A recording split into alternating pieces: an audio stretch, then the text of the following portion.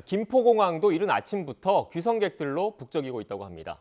공항과 버스터미널 등 대중교통 요충지에 설치된 찾아가는 선별진료소에는 검사를 받으려는 사람의 발길이 이어지고 있습니다.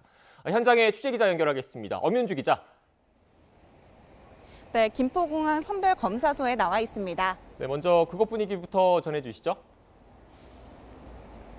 네, 선별검사소는 조금 전 오전 10시부터 문을 열었습니다. 운영 시작과 함께 검사를 받으려는 사람들도 이따금씩 오고 있는데요.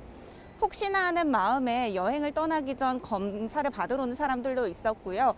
지방에서 올라와 아기가 있는 딸집에 가기 전 걱정되는 마음에 이곳을 들린 어머니도 있었습니다. 이렇게 서울시가 찾아가는 선별검사소를 설치한 건 귀성행렬로 수도권에서 일어난 감염이 비수도권에 번지는 걸 예방하기 위해서입니다. 지난달 18일부터 운영한 찾아가는 선별검사소는 애초 휴가 기간 이용객들이 여행지를 가기 전 검사를 받을 수 있도록 한 건데요. 추석 연휴까지 겹치면서 이번 달 30일까지 운영될 예정입니다. 서울시는 김포공항 선별검사소의 하루 평균 검사 건수가 200건가량으로 이용객이 많이 몰릴 때는 300건에 달하기도 한다고 전했는데요. 이곳뿐 아니라 서울 남부터미널, 동서울터미널 등 대중교통 요충지에도 선별검사소가 마련됐습니다. 김포공항의 경우 국내선 터미널 맞은편 주차장에 설치돼 있으니까요.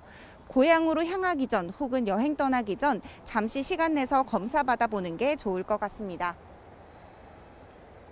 네, 엄윤주 기자는 지금 공항 바뀐 것 같은데 공항 안 상황은 어떻습니까? 네, 제가 조금 전 오전에도 공항 안의 분위기를 전해드렸는데요.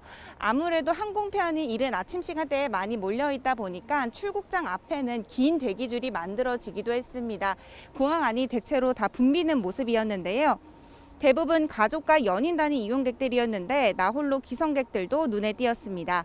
또 태풍 찬투의 영향으로 제주도로 가는 비행기가 대부분 지연되면서 기다리느라 지친 기색이 역력한 여행객들도 많았습니다. 한국공항공사는 오늘부터 오는 22일까지 김포공항을 포함해 전국 14개 공항에 특별교통대책본부를 편성하겠다고 밝혔습니다. 이 기간 인천국제공항을 제외한 국내 14개 공항에서는 항공기 8,678편이 운항하는데요. 지난해 추석 연휴 기간보다는 8.6%가량 늘어난 114만 명이 국내선을 이용할 것으로 전망됩니다. 지난해에 비해선 조금 늘어난 수치긴 하지만 코로나19가 없고 김포공항 등에서 국제선 운항도 이뤄졌던 지난 2019년에는 여전히 못 미치는 수준입니다.